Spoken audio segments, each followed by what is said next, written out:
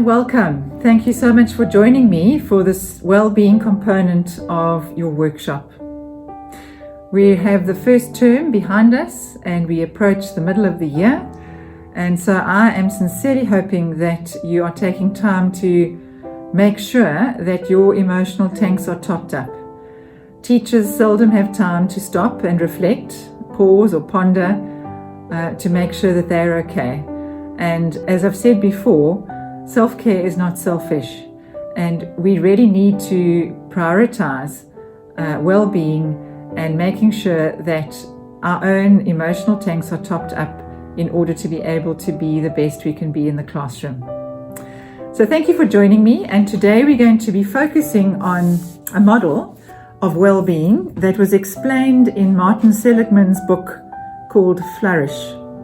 Martin Seligman is the father of positive psychology, and he explained a model of well-being called PERMA in his book Flourish, which was released in 2014.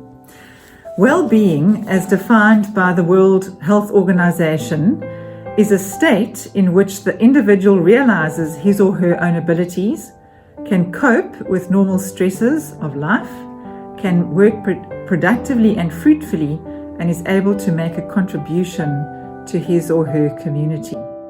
And I think the concept of working productively and fruitfully, the concept of adding or making a contribution to a community, those are crucial components of well-being. Well-being means feeling good, but functioning well.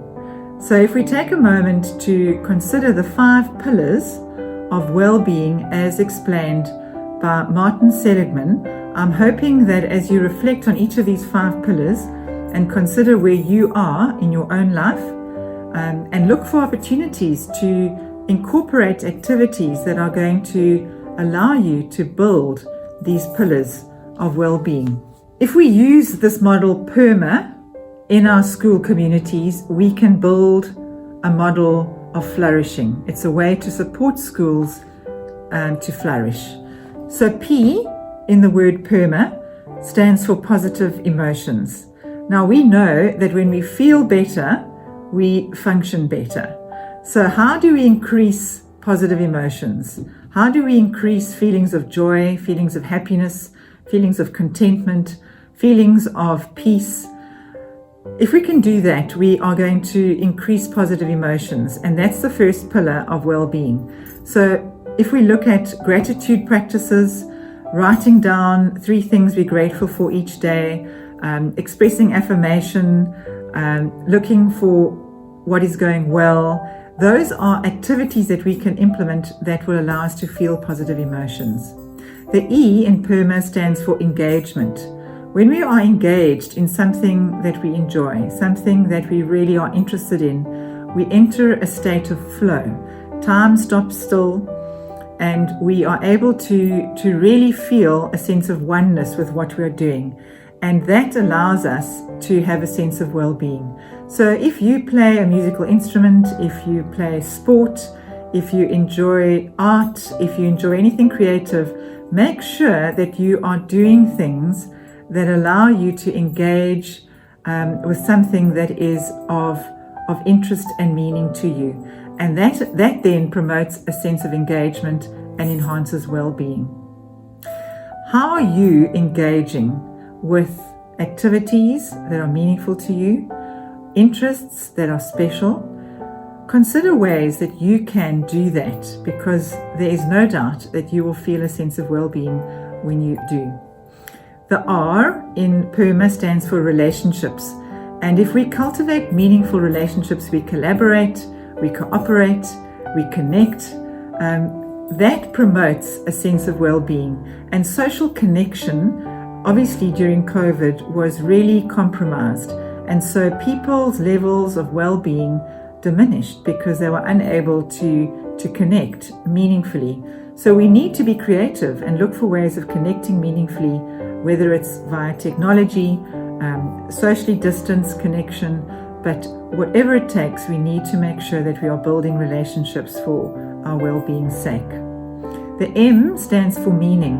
Each of us needs a sense of purpose, a sense of meaning in what we do. And so if we are lacking that sense of meaning or lacking a sense of purpose, then obviously our well-being levels are going to drop. So what is it that gives you meaning? What is it that gets you up in the morning and makes you excited? And remember that adding value to lives is a way of experiencing tremendous meaning. And you are adding value every single day in the interactions that you have with the young people that you teach. A stands for accomplishment. We need to feel that we've achieved something. And whether it's in our private time, our leisure time, our weekend time, if it's while we're doing a hobby or playing a sport, just achieving something, however small, is going to promote a sense of well-being. If we are achieving something in terms of our work, that also will promote a sense of well-being. During COVID, teachers really struggled to feel a sense of accomplishment because they were not able to get their learners to a level that they were satisfied with. And normally they would see their learners move on to the next grade having achieved a certain level. And this was not possible because of COVID. So that sense of accomplishment was affected deeply, and we need to recognize that this could have affected levels of well-being. The 5 pillars of well-being. Positive emotions. How can you increase your positive emotions? Laughter, humor, time with people who are important to you increases a sense of positive emotions. Engagement.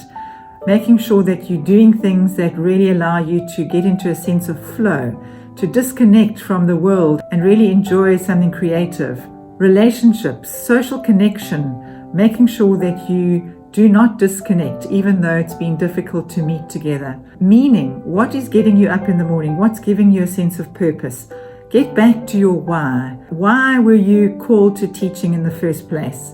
Align yourself with that calling again.